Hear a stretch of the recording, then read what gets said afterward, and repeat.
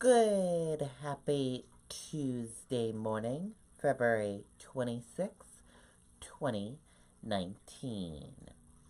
I'm Riley King, and welcome to the Riley King Newscast, right here on the Riley King Network.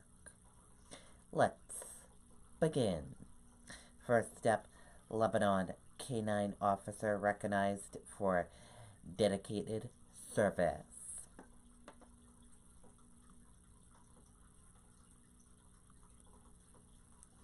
Let's take a listen to this video from WMUR News 9.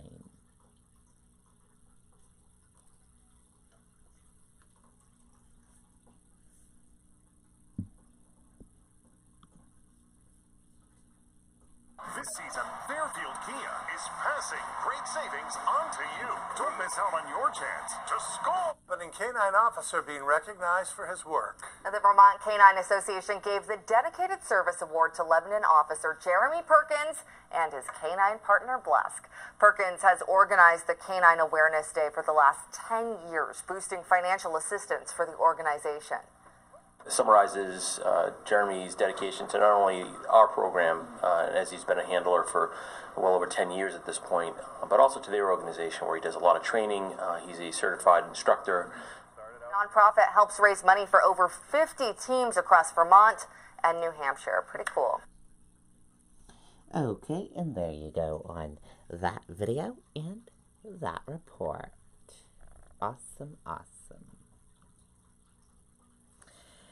State Supreme Court affirms Speedway can hold country music festival.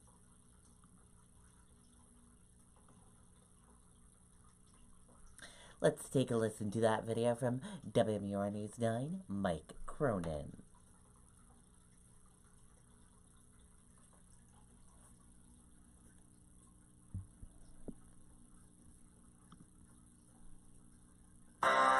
Instead of shoveling snow this season, get your own Kubota BX tractor with your choice of snow removal equipment. Now it's official. After 2 years of legal challenges, the New Hampshire Motor Speedway will host a 3-day country music festival. This is absolutely great news for music fans, for local businesses, for the entire state of New Hampshire.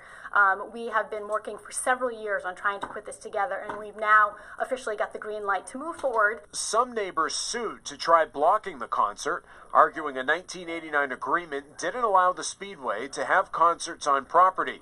But the state's highest court is siding with the track, saying that settlement doesn't apply to land that was bought over the last 30 years. One neighbor expressing disappointment, saying in a statement, "When we entered into this agreement years ago, we thought we were negotiating with a business, not a piece of land." Lawyers for the track have convinced the court otherwise. Meanwhile, the Speedway is now looking ahead. Speedway Motorsports and New Hampshire Motor Speedway have a great history of putting on amazing fan-friendly events, and this will be just the same. We anticipate having some great musical acts and a lot of entertainment for our fans in the coming months. As is the case with NASCAR races, music fans will be able to camp on site. This will be, A-level stars within the country music scene. There will also, because this is a 3-day country music festival, there will be multiple acts on multiple days. A date has not been set yet for the festival, but the Speedway says stay tuned. In Loudon, Mike Cronin, WMUR News 9. Okay, and there you go on that video and that report. 171 miles per hour wind gust atop Mount Washington sets new record for February. Let's take a listen to that video from WMUR News 9, Gene Mackin.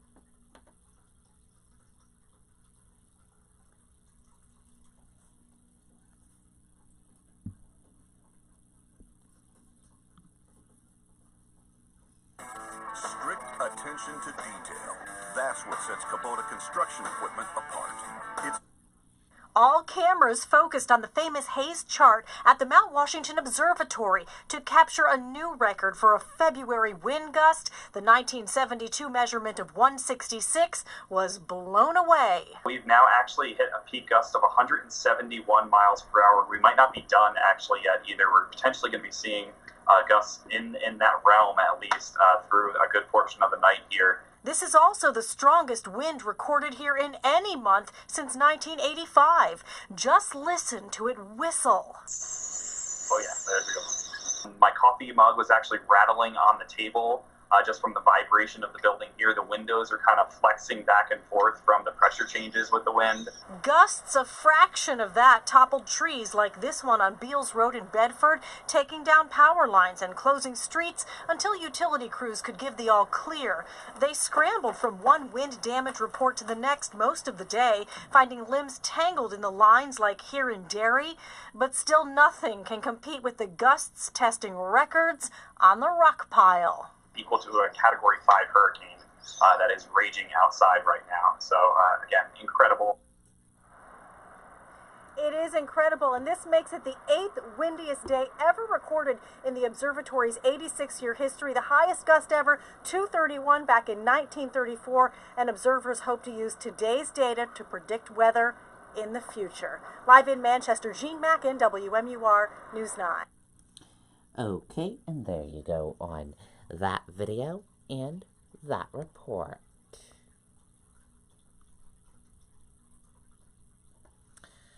Police arrest Burger King robbery suspect accused of attacking victim.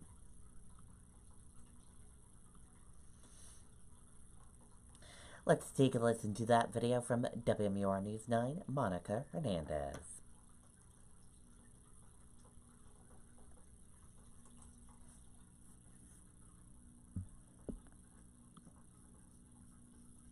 This season, Fairfield Kia is passing great savings on to you. Don't miss out on your chance to score big savings. Tonight, a 19-year-old is facing multiple charges after police say he robbed a fast food joint, then later assaulted one of the victims. Manchester police say this man that you see there on your screen robbed the South Willow Street Burger King earlier this month with a juvenile and another man. The juvenile was taken into custody. Police say Dowd and the other suspect later went to one of the witnesses' homes and attacked him, saying, quote, "This is what happens to snitches." Okay, and there you go on that video and that report.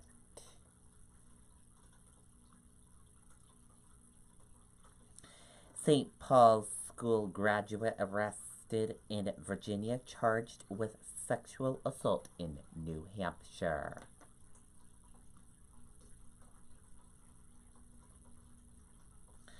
Let's take a listen to that video from WMUR News 9, Charisse LeClaire.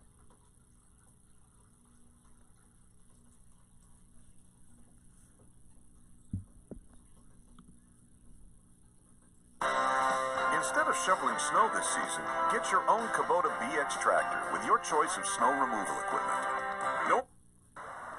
Police are commending the survivors who came forward detailing allegations of sexual abuse. The victims in this case are very brave. And my detectives can attest to that. I certainly can. Concord police detectives have been working on the case since the survivors approached the school in June 2017. Authorities say the two survivors were the children of a St. Paul's school worker.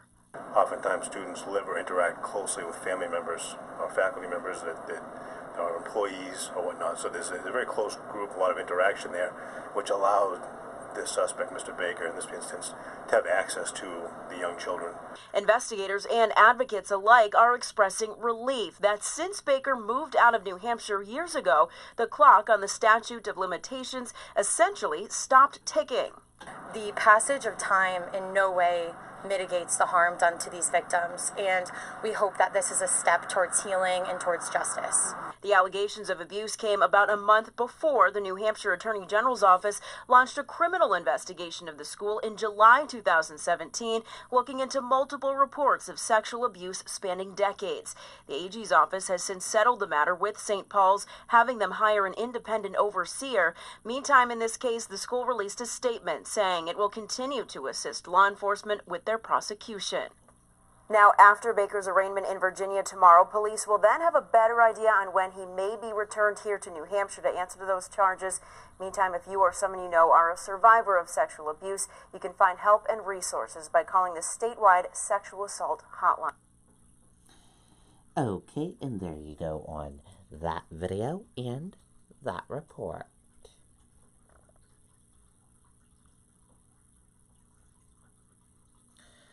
Climate change already affecting state infrastructure research says. Let's take a listen to that video from WMUR News 9, Mike Cronin.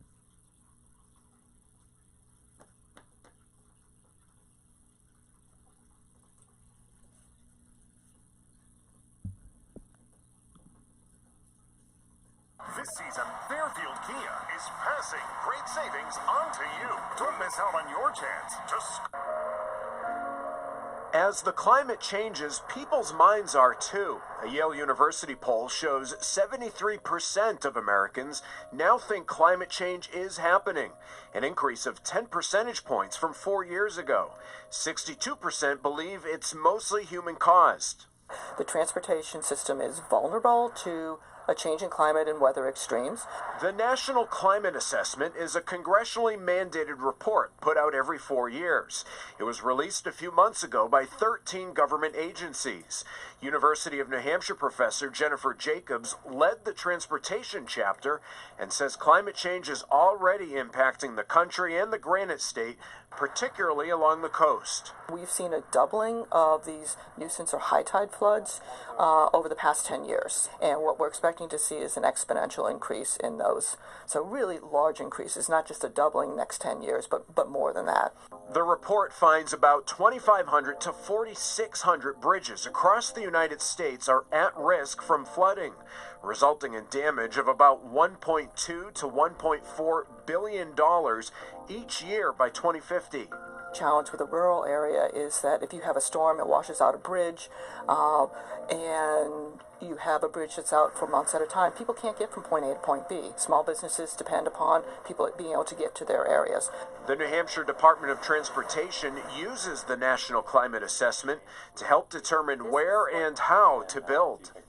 We're greatly concerned to a fact we've done an evaluation of our assets and some of the climate variables that the department's concerned about, be it precipitation, sea level rise, storm surge. Research engineer Ann Scholes says climate change is evident by New Hampshire's major disaster declarations. From 1980 to 2000, the state filed for 10 disasters. In the 18 years since, there were 22 declarations. That's not even counting the emergency response applications that we put into federal highway for reimbursement of these repairs. Long-term, Scholes says roads and bridges might need to be built higher, and relocating may become necessary for those by the ocean. We're on a bad track right now for climate change. We're on one of the high emission scenarios. So future, if sea level rise does occur, it's not only sea level rise, but it's also raising our groundwater elevation, which can soften our subbase for our roadways, have impact to drinking water wells and septic systems that are in that area. Professor Jacobs says it's time for policymakers to pay attention to the warning signs and to protect our properties and infrastructure. And then to take that, whether you take it to your community, whether you take it to the state, to start making some of the changes that we need to make as a state. Mike Cronin, WMUR News 9. Okay, and there you go on that video and that report.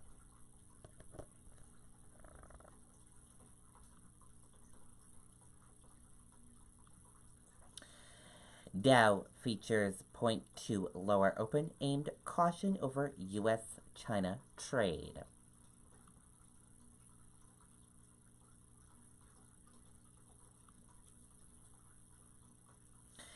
U.S. stocks feature were lower Tuesday morning as market participants wait to see if the world's two largest economies can secure a comprehensive trade agreement.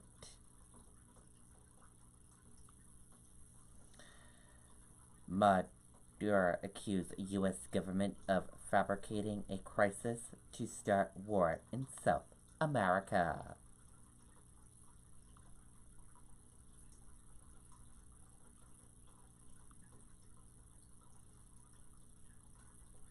Let's take a listen to this video from ABC News.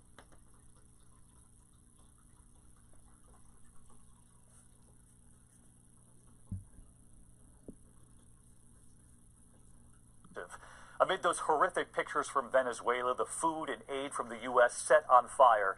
Tonight, the embattled leader, Nicolas Maduro, trying to hold on, sitting down just moments ago with our Tom Llamas. Maduro with a message for President Trump and his administration tonight. Tonight, the tension building in Venezuela's power struggle.